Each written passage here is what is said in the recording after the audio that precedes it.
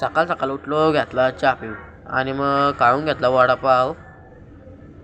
उतरलो मग हरिद्वार स्टेशनला. फायनली पोचलो 2 दिवसात ना. आणि मग गेल्यानंतर लॉजवर लई गर्दी होती. रूम तर भेटली कशी विषयी न. पोचलो मग नंतर रूममध्ये आणि मग गेलो तिथनं जेवायला. मामानं तन्मय जेवत होता तर मी पण घेतो जेवून. मावशीने घेतलेला iPhone 16. जाम मावशीजवळ पैसे आहे, नाही ऐकत जा आता. आणि मग नंतर पोचलो गंगेवर हरिद्वारमध्ये. तर यो धनुष्यबाण बघा. तर तिथनं बघलं असेल तर आतमध्ये पण बघा तुम्ही. आणि पोचलो जिथे मेन आरती होते तिथं आणि अंघोळ करतायत तिथे.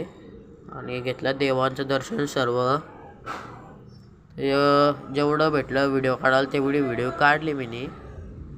आणि तुम्ही पण घ्या दर्शन. आलो घरी. नाही इथं बसलेले मामा. तर यांचा 2 तारखेला बड्डे आहे. आणि एवढी मोठी लाईन बघता तर कसली पाणीपुरी लाईन लागली एवढी मोठी.